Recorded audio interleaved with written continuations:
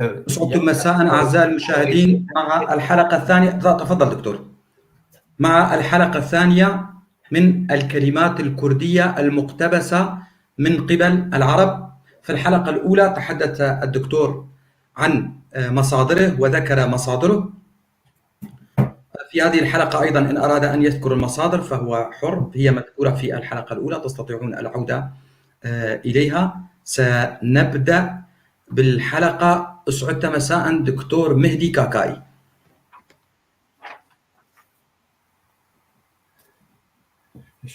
شكرا جزيلا أستاذ علي، وأشكر كافة المتابعات والمتابعين للمحاضرة، وأأمل أن نقضي أمسية جميلة ومفيدة معا. في كل محاضرة حول هذا الموضوع، موضوع الكلمات أو المفردات الكردية المقتبسة من اللغة الكردية من قبل العرب، سأذكر أو أذكركم بالمصادر المستخدمة لهذه الكلمات التي أتكلم عنها. فأهم مصدر من المصادر هو كتاب وشرنميكي تيمولوجياي زماني كردي، مؤلفه بروفيسور جمال نبز، صادر في سنة 2008. والمصدر الثاني كتاب دراسات كردية في بلاد سوبارتو، تأليف الدكتور بروفيسور جمال رشيد أحمد، صادر في سنة 1984. وأيضا كتاب آخر للبروفيسور جمال رشيد أحمد اسمه ظهور الكرد في التاريخ، وهذا صادر في سنة 2005. وكتاب آخر لنفس المؤلف بالمكتوب باللغة الكردية اسمه ليكورينويكي زمانواني درباري ميجوي ولاتي كردواري. هذا الكتاب صادر في سنة 2013. فهذه الكتب أهم الكتب التي اعتمدت عليها في هذه المحاضرات أو هذه الحلقات حول هذا الموضوع. وفي البداية في الحلقة السابقة أحد السائلين تصور أنني أو أساء الفهم، كان يظن بأنني أقول كلمة مفتاح، الكلمة العربية مفتاح متأتية من كلمة كليل. فهذا كنت أنا دكتور، كنت أنا التبس علي الأمر. نعم أنا كنت العفو. فالكلمة العربية هي إقليد أيضا يعني مفتاح. فكلمة إقليد متأتي من كليل، الكلمة الكردية كليل، وليس القلم، العفو، المفتاح، بل إقليد يعطي نفس المعنى. وأيضا أحب أن أشير أيضا إلى كما نرى كثير من الكلمات الكردية مأخوذة من شعوب أخرى، شعوب منطقة الشرق الأوسط، منطقة غرب آسيا. فهذه الكلمات المأخوذة من قبل العرب كلمات قليلة مقارنة بالكلمات المأخوذة من قبل الفرس والأتراك. أضعاف هذه الكلمات مأخوذة من قبل أو داخلة إلى اللغة التركية واللغة الفارسية. ولو نفكر نرى أن الشعب الكردي ليس له دولة مستقلة، ليس له كيان سياسي مستقل، ومنذ أكثر من 1400 سنة فالشعب الكردي هو بلا دولة، بلا كيان سياسي يحكمه الآخرون. ومع ذلك نرى ثراء اللغة الكردية واقتباس الشعوب الأخرى من اللغة الكردية مفردات كثيرة، وهذه دلالة على عمق جذور الشعب الكردي والحضارات العظمى التي أقامها الشعب الكردي. ولذلك نرى عظمة هذا الشعب منذ 1400 سنة بلا دولة، وإلى الآن لغته لغة حية، والشعب الكردي باقي، ونفوسه تقدر بأكثر من 50 مليون نسمة. نعم، صحيح أن الكثير، يمكن أكثر من نصف الشعب الكردي استعربوا واستتركوا واستفرسوا خلال هذه المدة الطويلة، حيث في الأزمنة القديمة قبل حوالي 4000 سنة كان حدود كردستان تمتد من كردستان الحالية بضمنها سوريا ولبنان وفلسطين إلى الهند. لم يكن أي شعب في المنطقة غير الشعب الكردي، فكان على سبيل المثال لا كان اليونانيون موجودون في اليونان الحالية ولا الأرمن جاءوا إلى المنطقة في حدود سنة 630 قبل الميلاد، والعرب أيضا جاءوا بعد ظهور الدين الإسلامي، والفرس أيضا جاءوا إلى المنطقة في حوالي سنة 1000 قبل الميلاد. فكان الشعب الكردي هو الشعب الوحيد في المنطقة، حيث كان يعيش في كهوف جبال زاغروس وتوروس، وبعد أن زادت نفوسهم نزلوا إلى شواطئ نهري دجلة والفرات. ولذلك يجب علينا نحن الكرد أن نفتخر بأنفسنا وبلغتنا رغم عدم أو افتقارنا لكيان سياسي.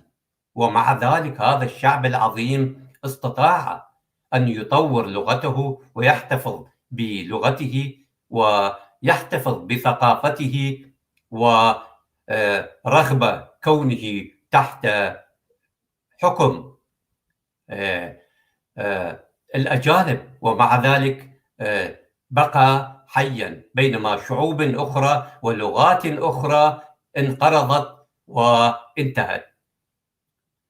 ولذلك هذه الحضارة وهذه اللغة الثرية يجب أن تدفعنا إلى النضال من أجل أن نعيد أمجادنا وحضارتنا، ونلعب دورا حيويا وبارزا في رفع الحضارة الإنسانية بمزيد من الإنجازات والابتكارات والاكتشافات.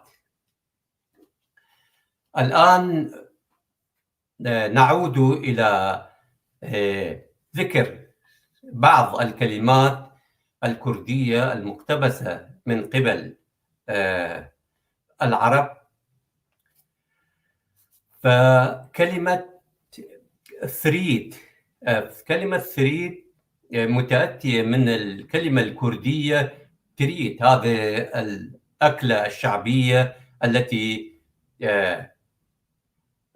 مشهورة في كردستان وفي العراق، لا أعرف في المناطق الأخرى في البلدان الأخرى، فيما لو هذه الأكلة الشعبية معروفة أو مستعملة.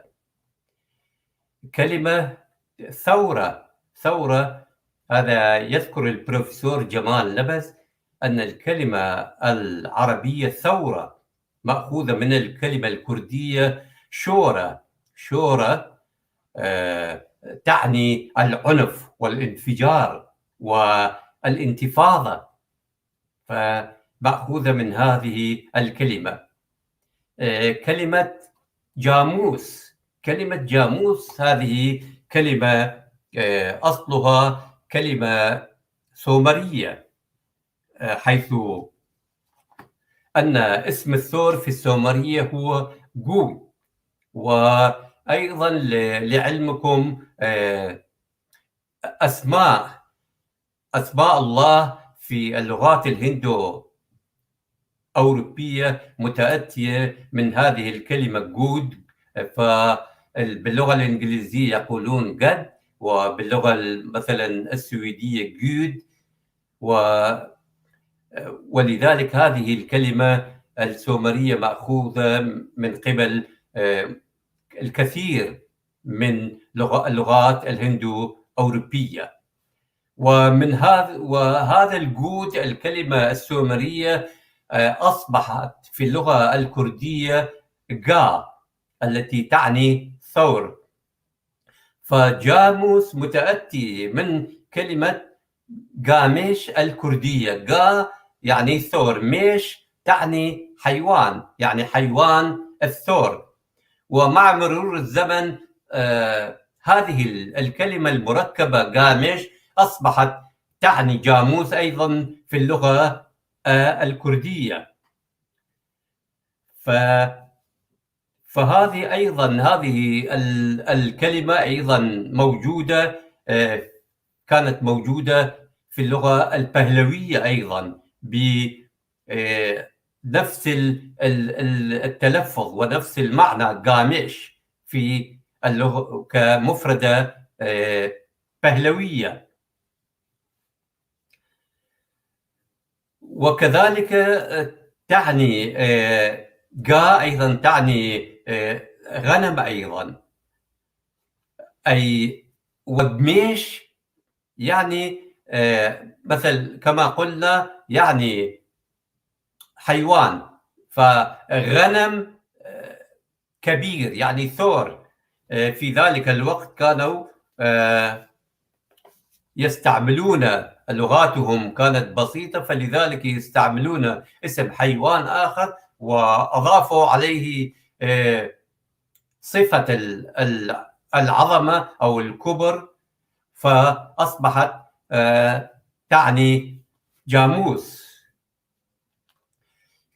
كلمة جبل، الكلمة العربية جبل أيضا مأخوذة من اللغة الكردية، حيث يذكر هنا في هذه الكلمة هناك باحث مصري يقول بأن كلمة جبل هي من مفردات الشعب الكردي، حيث أن الباحث المصري الدكتور لويس عوض في كتابه مقدمة في فقه اللغة العربية يقول أن أسلاف الكرد الجوتيين كانوا يطلقون اسم جبل على جبل، إلا أن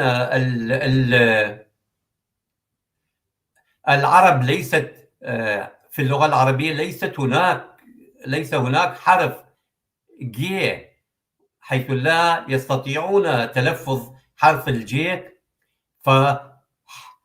حوروا حرف الجيم جي إلى حرف جي، فأصبح كلمة جبل جبل عندهم جبل، حوروها من جبل إلى جبر. هذا طبعا هذا يقوله كاتب مصري وليس كردي.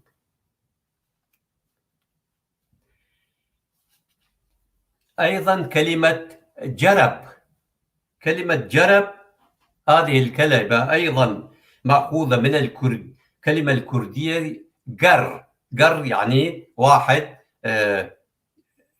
مصاب بمرض الجرب، التي تعني مجروب أو شخص مصاب بمرض الجرب. أيضا هذه الكلمة موجودة أيضا في اللغة البهلوية بنفس نفس التلفظ والمعنى كما هي في اللغة الكردية. فكانت في اللغة البهلوية أيضا يسمى جر. فكما نعرف اللغة البهلوية هي لغة قديمة، كان الناس كان الكرد يتكلمون بها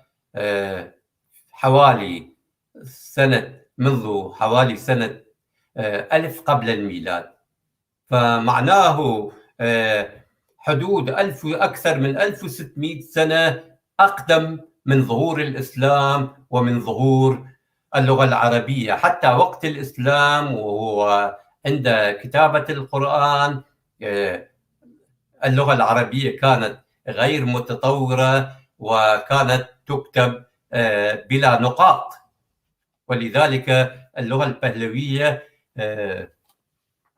أقدم بكثير، بحدود 1800 إلى 2000 سنة أقدم من اللغة العربية.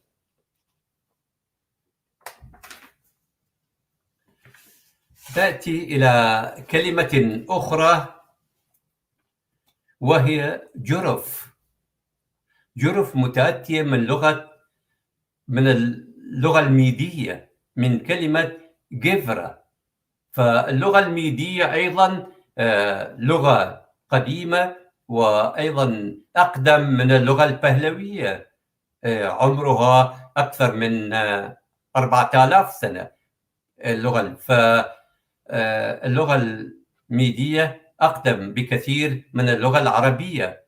فجرف باللغة الميدية تسمى جفرة، التي تعني شيء مخفي وموضوع في مكان عميق، حيث أن الجرف له علاقة بالعمق.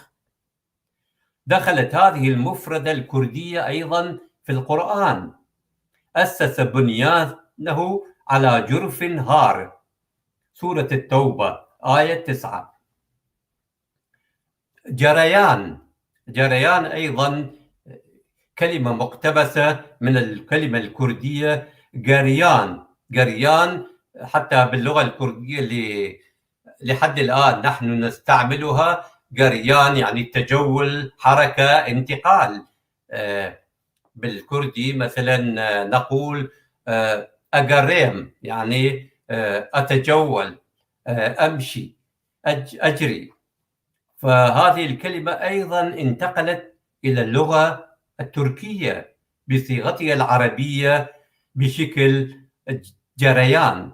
الأتراك لحد الآن يستعملون هذه الكلمة، كلمة جريان، التي أصلها جريان الكردية، فيستعملوها في اللغة التركية أيضا. كلمة جزر هذه الفاكهة التي نتناولها، هذه الكلمة العربية أيضا مقتبسة من الكلمة الكردية جيزر. فهذه أيضا كلمة كردية. جص أيضا كلمة هذه الكلمة العربية مأخوذة من كلمة جاتش. جاتش يعني جوس باللغة العربية التي أخذوها، فهي أيضا جاتش أيضا كلمة بهلوية، أيضا قديمة، كلمة كردية بهلوية. طبعا اللغة البهلوية هي لغة كردية قديمة. الآن منهمك أنا في إتمام بحث حول اللغة البهلوية وإثبات كونها لغة كردية قديمة. جلاب، هذه الكلمة جلاب يعني ماء الورد باللغة، فهذه الكلمة أيضا مأخوذة من جولاو. جول يعني الورد، وآو يعني ماء الورد. حتى بالنسبة في جنوب العراق أعتقد هناك أسماء رجال أيضا أسماءهم جلاب. وكلمة جلطة، كلمة جلطة أيضا مأخوذة من اللغة الكردية، مأخوذة من الكلمة الكردية شلطة التي تعني العود الذي يتم به نتف القطن، والذي بمرور الوقت تغيرت في الكردية إلى شلاق.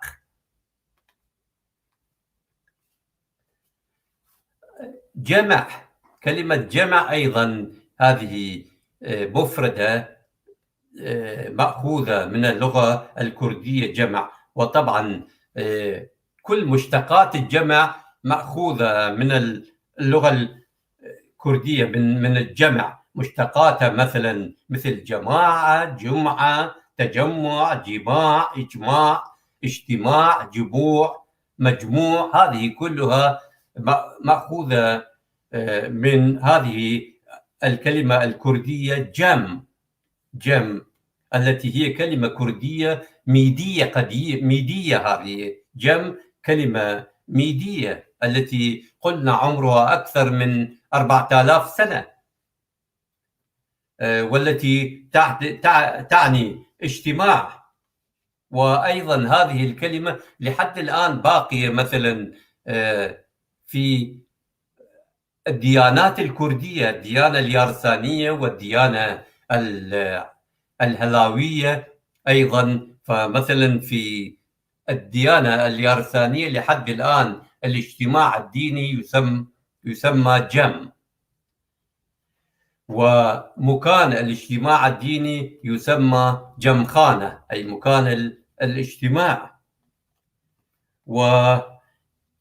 وهذه الكلمة كما قلنا متأتية من المفردة الميدية. وهناك وجهة نظر أخرى لمصدر هذه الكلمة حسب ما يقوله بروفيسور جمال نبث، فيقول الكلمة الكردية جم بالأصل متأتية من كلمة كوم المشتقة منها على سبيل المثال كلمة كوملا التي تعني جمعية، وغوماو التي تعني مستنقع. فكوم يعني تجمع شيء. فهذه الكلمة جم بالأصل كانت كوم لحد الآن. مثلا كوملا، كوم تجمع كما قلنا، لا هذه للتصغير يعني مجموعة قليلة من الناس، كوملا. مثل ما نقول مثلا باللغة الكردية باخ، نقول يعني بستان، وباخشة حديقة. عندما نضيف لها فنعم هذه الإضافة واللاحقة هي أداة التصغير. كلمة جمهور أيضا مأخوذة من الكلمة الكردية كومار، التي تتألف من كلمة كما قلنا كوم، التي تعني مجموعة من الناس يعيشون معا بسبب علاقات تربطهم مع البعض. ومن كلمة كلمة تعني مكان العيش والسكن. فكلمة اختزال لكلمة هاوار أيضا مكان العيش، كما أن كلمة فارا في اللغة السنسكريتية وكلمة فار في اللغة البهلوية واللغة الميدية أيضا تعني مكان. فأصل هذه أصلها فار المفردة الميدية والبهلوية، كما نقول هاوار.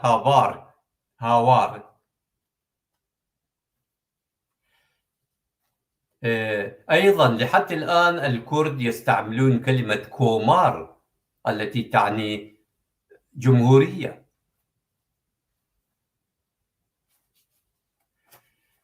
كلمة يمكن تستغربون، كلمة جند مأخوذة، جند جمع جنود، مأخوذة أيضا من اللغة الكردية القديمة من كلمة جند التي نستعملها لحد الآن، التي تعني قرية. لماذا أخذوا هذه الكلمة من كلمة جند القرية؟ ما هي علاقة الجنود مع القرية؟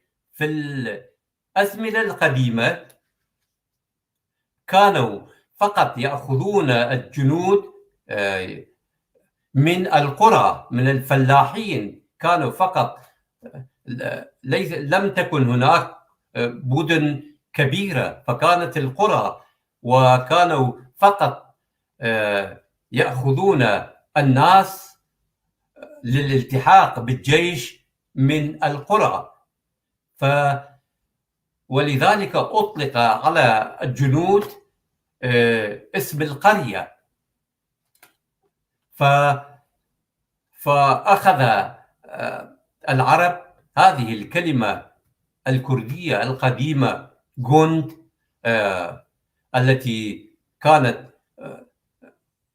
لها علاقة بتجنيد الجنود، فأصبحت جند في اللغة العربية مع ربطها بالقرية.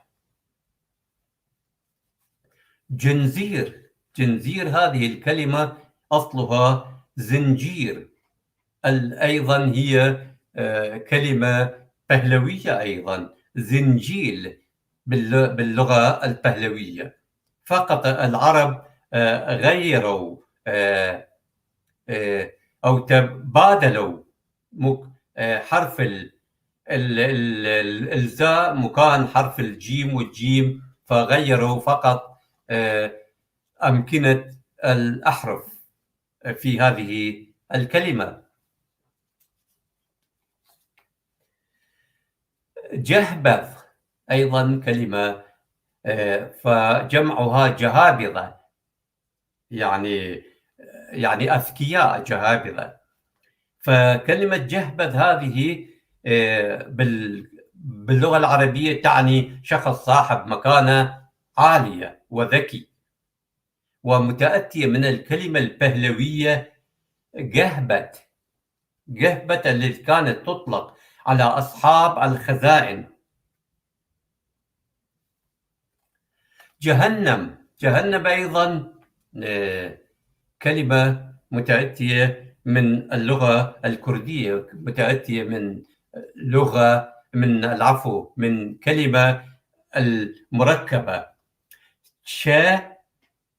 جا يعني مكان، التي تعني مكان، وكلمة نم التي تم اختصارها من كلمة نزم، فهذه منخفض، يعني مكان منخفض. طبعا هذه الكلمة لها جذورها هي سومرية، فكانت في الميثولوجيا السومرية، في معتقدات السومرية، كانت السماء للآلهة، والطبقة السفلى تحت الأرض كانت كجهنم للناس المعذبين.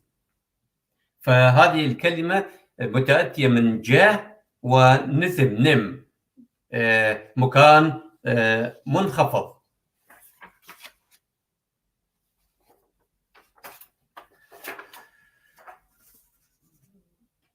حيث كانت في العقيدة السومرية كانت السماء محصورة حصريا كما قلنا للآلهة، وعند وفاتهم كان يعتقد أن جميع أرواح البشر بغض النظر عن سلوكهم أثناء حياتهم يذهبون إلى كور. كور هو كهف بارد ومظلم تحت أعماق الأرض، والذي حكمته الإلهة إيرشكيغال، وكان الطعام الوحيد المتاح هناك هو الغبار الجاف. يتضح من ذلك أن جهنم كلغة، ككلمة لغوية وكاعتقاد مستوحاة من الميثولوجيا السومرية.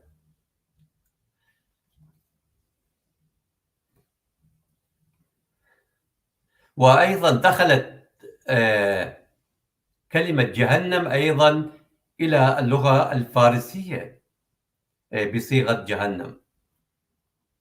جوز أيضا كلمة كردية متأتية من جوز، وطبعا جوز لا يزرع في الصحراء العربية، وهي شجرة تنبت في المناطق الباردة مثل كردستان.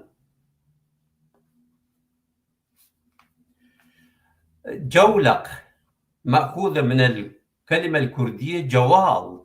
جوال هذه كيس مفتوح وغير عميق. إذا أحد منكم من الريف يمكن يعرف، فجوال يحمل على الحصان أو الحمار توضع فيه أشياء للحمل، فنسميه جوال. أهل القرى يمكن يعرفون هذه الكلمة جيدا. فأيضا هذه الكلمة مركبة، أيضا تتألف من كلمة جا كما قلنا مكان، ووال معناه مفتوح وقليل العمق، فهذه يكون كيس ضحل ليس عميقا ومفتوح أيضا، يوضع على ظهر الحيوانات، البغال والخيول لنقل المواد. وأيضا هذه الكلمة داخلة إلى اللغة التركية بصيغة شوفال. جوهر، كلمة جوهر، هذه الكلمة العربية مقتبسة من الكلمة البهلوية جوهر، وتحتفظ اللغة الكردية بهذه الكلمة إلى الآن، جوهر. حانة أيضا مأخوذة من الكلمة الكردية خانة. خانة يعني مكان مثل الحوانيت، مثل محلات خزن الأشياء، وتعني بيت. أصل هذه الكلمة الكردية هو بياني، التي دخلت إلى اللغة التركية بعد تغير مواقع بعض حروفها، فأصبحت في اللغة التركية بصيغة ياباني، فيسمون حانة باللغة التركية ياباني. أيضا طبعا مأخوذة من الكلمة الكردية وليست من الكلمة الكردية المستعربة حانة. حانوت أيضا مأخوذة من كلمة الكردية خانوت، التي تعني بيت صغير. خانو يعني بيت، والتيك هذه أيضا تستعمل في اللغة الكردية للتصغير، حيث أن خانو تعني بيت والتيك لاحقة للتصغير، أي محل بيع صغير، حانوت.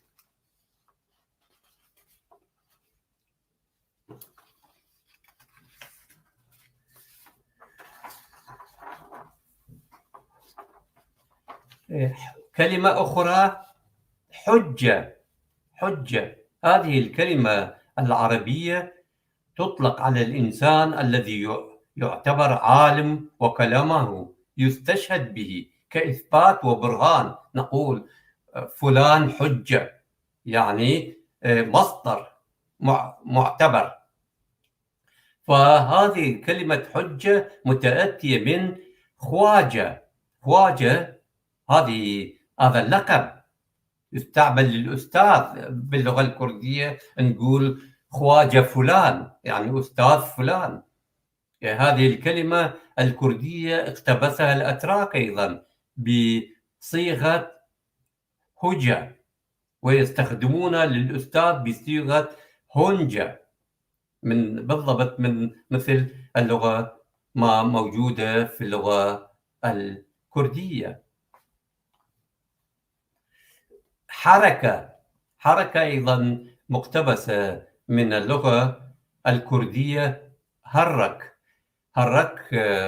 يعني حركة.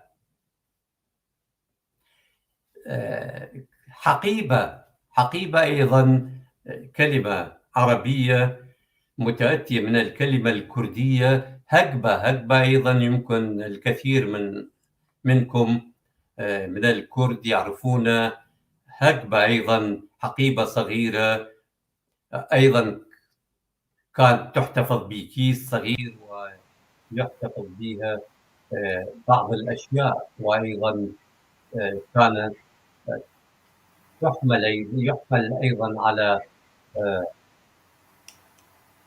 ظهور البغال والحمير وغيرها، ويوضع فيها أشياء. لحد الآن هذه الكلمة مستعملة في اللغة الكردية. فيحمل هذه الحقيبة هقبة على خط الحيوانات عند السفر. العفو دكتور، هنالك حكمة كردية تقول شيخ زانات شخصتية هباني، نحن نقول عنها هبان. أي يعرف الشيخ ماذا وضع في الحقيبة. حكمة كردية ولها قصة أيضا. أي نعم، يعني اسمها كردي، يعني اسم قديم، ولحد الآن هذه الكلمة باقية في اللغة الكردية. كلمة حواء أيضا كلمة كردية أيضا مأخوذة. حواء مأخوذة من اسم الإلهة الخورية هيبات. فالخوريون كما تعرفون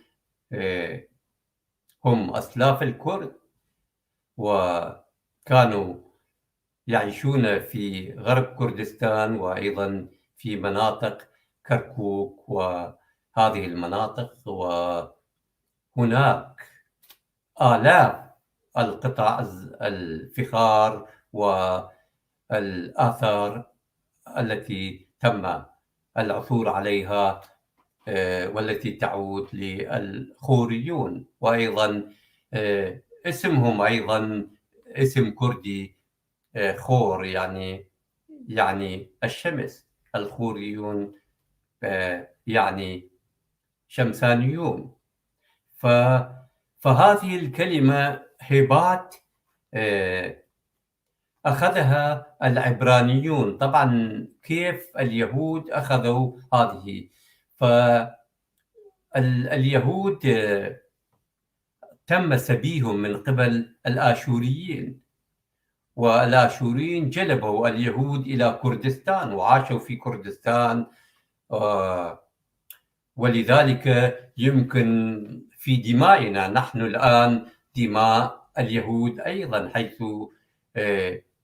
قسم كبير منهم ذابوا في الشعب الكردي خلال بقائهم في كردستان بعد سبيهم ونقلهم من قبل الآشوريين. فلذلك استعار، لأن اليهود عاشوا بين ظهراني الكرد وعاشوا مع الكرد، فأخذوا هذه الكلمة الكردية أو الخورية واستعاروها في زمن النبي إبراهيم. نبي إبراهيم أيضا كان خوري من الخوريين. إبراهيم الخليل عاش في زمن الخوريين، فكان أحد الخوريين، وقاموا بتدوينها في العهد القديم. في العهد القديم حوروها هبات إلى حواء. حواء، وأخذ العرب هذه الكلمة وحوروها إلى حواء. حيلة، كلمة حيلة أيضا متأتية من الكلمة الكردية فيل، التي أصلها هو بيلة. بيلة أصلها تعني شخص عنده مرض جلدي وأقرع ويتهم الناس. فمن هذه الكلمة بيلة باللغة الكردية تعني شخص عنده مرض جلدي وأقرع ويتهم الناس، أي حيال. فهذه كلمة حيلة متأتية من هذه الكلمة الكردية. كلمة خاص، وطبعا مشتقات خاص مثل خصوصية، مختص، وخواص وغيرها من هذه الكلمات متأتية من الكلمة الكردية خاص. في الأصل هي خواست التي تعني شيء يرغب به الناس، خاص. فلحد الآن هذه الكلمة الكردية خاص تستعمل في اللغة أو العفو في اللهجة اللورية، وأيضا في قسم من مناطق قرميان. فنحن الآن لحد الآن بدلا ما نقول باش أو شاك نقول خاص. هذه كل كلمة أصيلة، كلمة أعرق من كلمة باش وأعرق من كلمة شاك.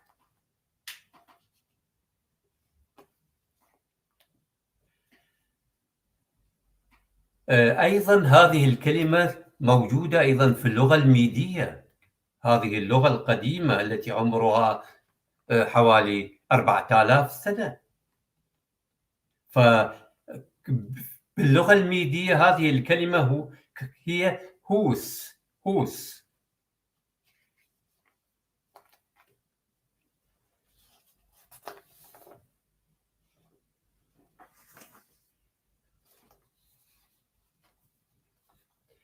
كلمة أخرى أيضا خانة لحد الآن مستعملة أيضا في اللغة العربية، مأخوذة بالضبط من نفس المحافظة على نفس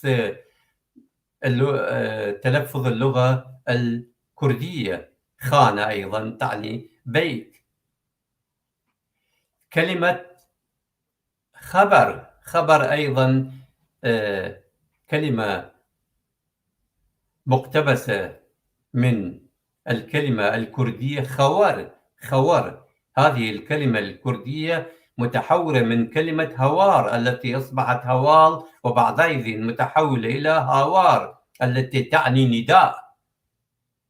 هاوار مكر يعني أنادي أو أصرخ. وأخيرا تحولت إلى كلمة خور. خرطوم أيضا كلمة، خرطوم الفيل. هذه أيضا كلمة كردية متأتية من قرتم. قرتم التي أساسها الكلمة الكردية قرق. قرق التي تعني بلعوم. فالكلمة هي قرق ومتحورة في اللغة الأصل قرتم، ومتحورة في اللغة الكردية إلى قرق. والعرب أخذوها وحوروها، حوروا القاف إلى خاء، والتاء حوروها إلى طاء، وأصبحت خرطوم أو خرطوم. خرير، خرير الماء. خرير أيضا مأخوذ من الكلمة الكردية خرة خرة.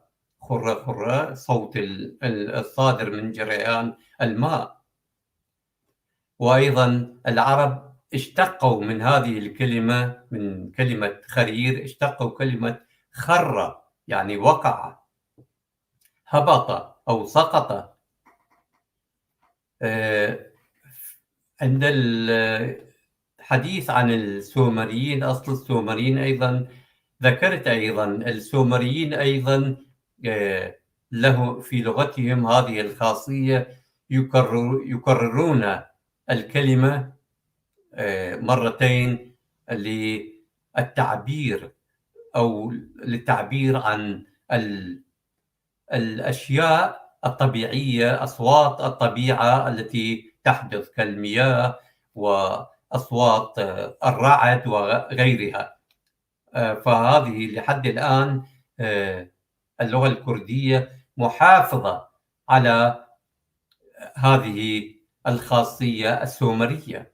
وذكرت في حينها أيضا هذه إحدى الدلائل التي تؤكد على أن الكرد هم أحفاد السومريين. خزانة. خزانة أيضا أصل الكلمة الكردية هي جنجينة، التي هي غرفة كانت في السابق تستخدم لخزن المواد الغذائية. جنجينة.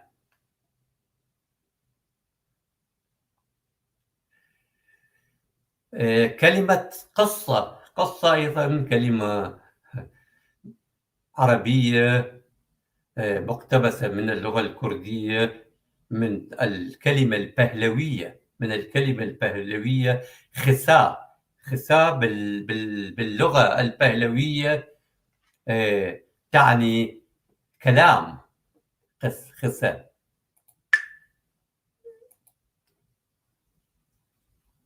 فهذه كلمة بهلوية، كما قلنا اللغة البهلوية لغة كردية قديمة، فقصة مأخوذة من كلمة خساء البهلوية التي تعني كلام.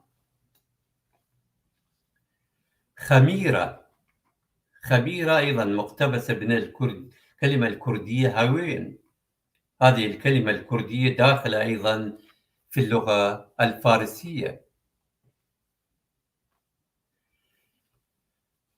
كلمة خيمة. كلمة خيمة أصل هذه الكلمة العربية هو الكلمة الكردية هيوان. هذه الكلمة الكردية مرت بعدة تحولات خلال أزمنة مختلفة إلى أن أصبحت خيمة. فهيوان أصبحت هذه الكلمة إلى خيوان، خيمان، وأخيرا إلى خيمة.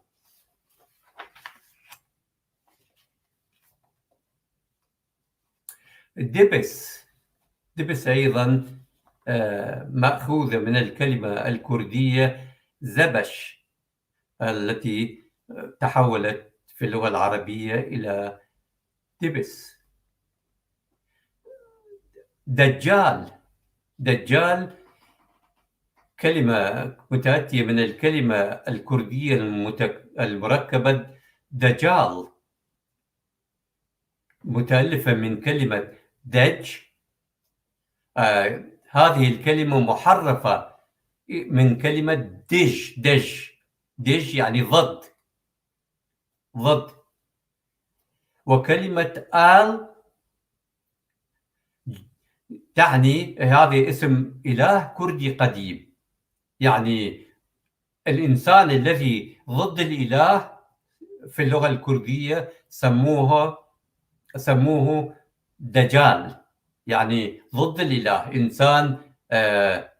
إنسان ذو حيل وإنسان سيء. فأصبح يعني معناه في اللغة الكردية دجال معناه عدو الإله. دخلت هذه الكلمة إلى اللغة الفارسية بصيغة دغلباز باللغة الفارسية يعني دجال. كلمة اسم نهر دجلة أيضا كلمة كردية، دجلة. هذه الكلمة المستعربة متأتية من الكلمة الكردية المركبة تيج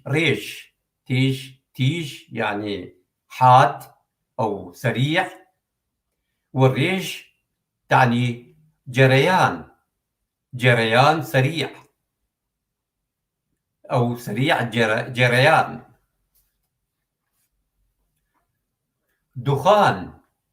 دخان أيضا هذه أصلها الكلمة الكردية دوكل، التي تتكون من كلمة دو التي تعني دخان، وكلمة كل تعني مرتفعات، يعني الدخان يصعد نحو الأعلى. فالترجمة الحرفية لكلمة دوكل هي الدخان المتصاعد من النار.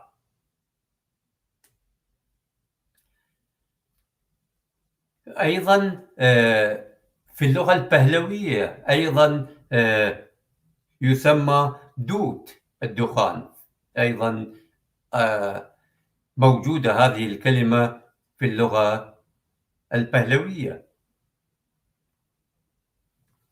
دستة هذه الكلمة واضحة كردية متأتية من دست يعني اليد أو الكف، فدستة باللغة العربية تعني طقم أو مجموعة.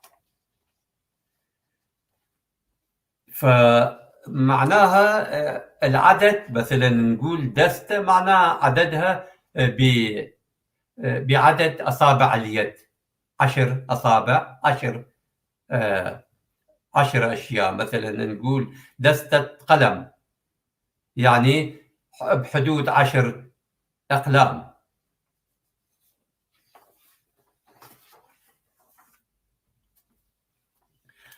دستور أيضا هذه الكلمة كلمة كردية قديمة متأتية من الكلمة الكردية دستبر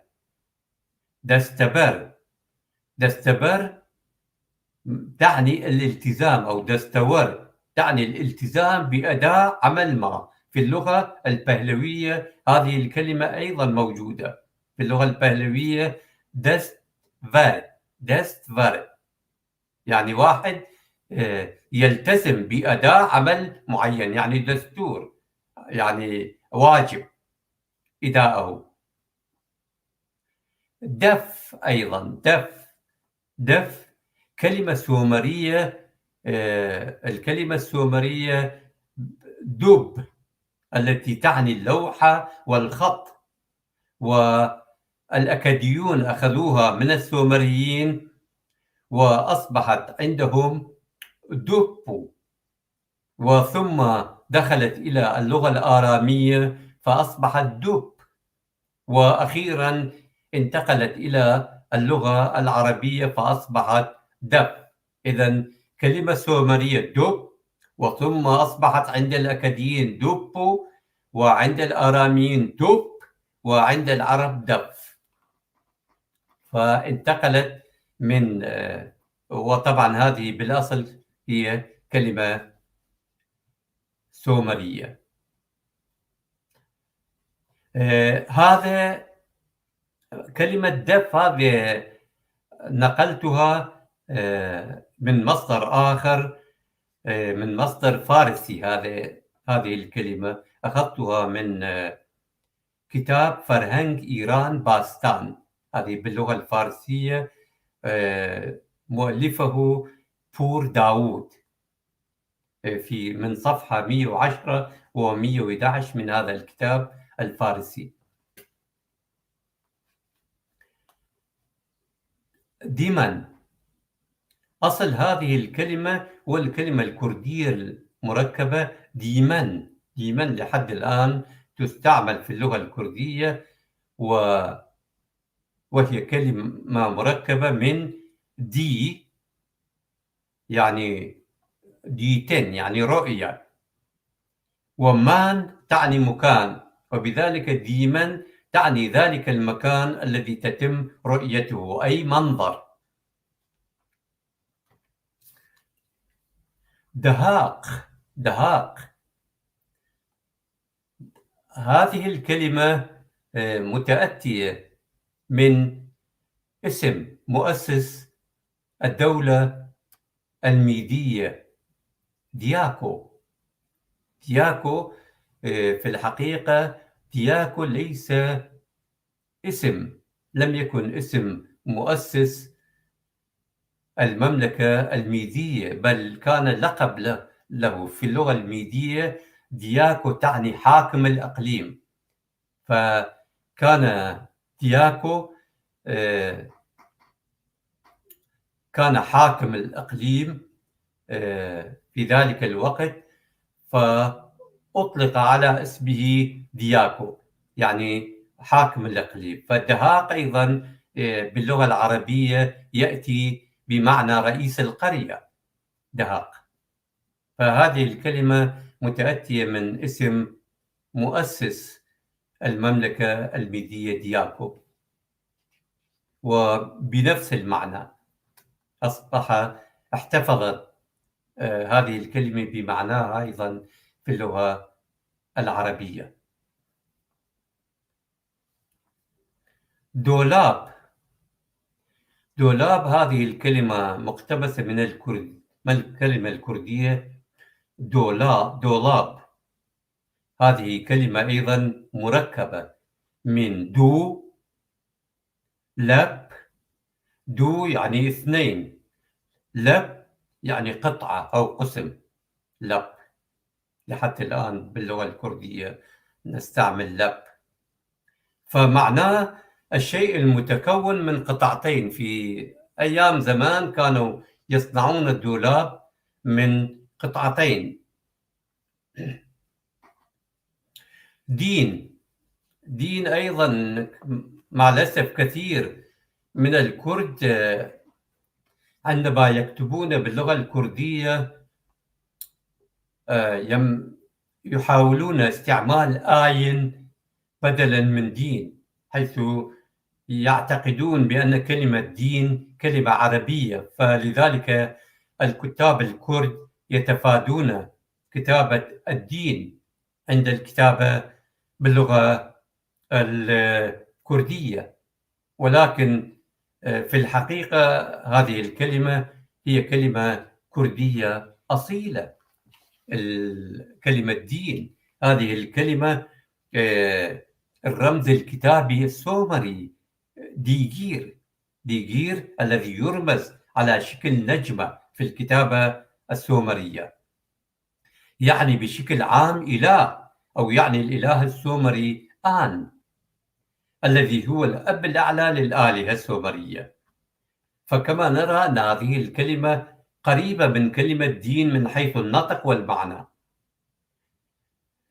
وأيضا كلمة دينجير السومرية تعني السماء أو الجنة، والتي لها علاقة أيضا بالإله والدين، حيث يوجد الإله في السماء، وأن الإله هو خالق الجنة.